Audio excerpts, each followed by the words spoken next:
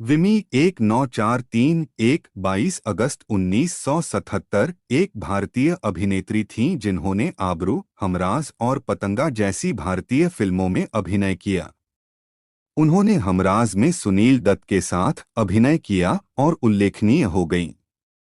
विमी ने 1967 में B are Chopra द्वारा निर्देशित हमराज में सुनील दत्त के साथ डेब्यू किया। फिल्म हिट रही, लेकिन इससे उनके करियर को मदद नहीं मिली।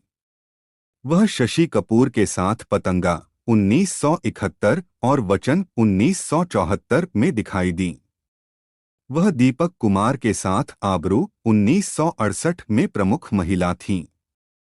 वह 1973 में पंजाबी फिल्म नानक नाम जहाज है में दिखाई दी। उनकी आखिरी फिल्म क्रोधी थी, जो 1977 में उनकी मृत्यु के 4 साल बाद रिलीज हुई थी। विमी एक पंजाबी सिख लड़की थी जिसने एक उद्योगपति के बेटे शिव अग्रवाल से शादी की, जिनसे उसे एक बेटा और एक बेटी है। संगीत निर्देशक रवि ने कलकत्ता में एक पार्टी में उनका परिचय कराया और बाद में उन्हें और शिव को मुंबई आमंत्रित किया। उन्होंने उन्हें बी आर चोपड़ा से मिलवाया और इस तरह विमी को उनकी पहली फिल्म मिली। भले ही उनके पति ने उनके फैसले का समर्थन किया, लेकिन उनके माता-पिता और रिश्तेदारों ने इस जोड़े को छोड़ दिया क्योंकि वे विमी के फिल्म उद्योग में शामिल होने के खिलाफ थे।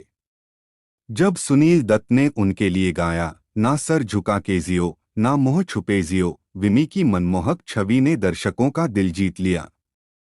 एक समय पर उन्हें बॉलीवुड की सबसे खूबसूरत अभिनेत्री कहा जाता था। उस समय सबसे अधिक भुगतान पाने वाली अभिनेत्री होने के कारण उनके पास एक बड़ा घर, लग्जरी कारें और एक बड़ी अलमारी थी। हमराज की सफलता के तुरंत बाद उनकी अगली बड़ी परियोजना आबरू 1968 में रिलीज हुई।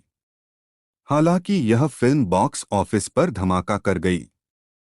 यहाँ तक कि अशोक कुमार और निरूपा रॉय जैसे दिग्गज अभिनेता जो फिल्म का हिस्सा थे, वे भी इसे बचाने के लिए कुछ खास नहीं कर सके। एक आबरू की असफलता के बाद विमी के लिए चीजें नीचे की ओर गिरती चली गईं, जो अब पत्रिकाओं में फोटोशूट के लिए पोज देने तक सीमित हो गईं। शशि कपूर के साथ उनकी 1971 की फिल्म पतंगा भी दर्शकों को प्रभावित करने में विफल रही। इस प्रकार लगातार फ्लॉप फिल्मों के बाद वह गुमनामी में चली गई। उनकी मृत्यु के बाद जारी एक शोक संदेश में कई शत्रुतापूर्ण विवरण सामने आए, जिसमें उनके पति द्वारा उनका शारीरिक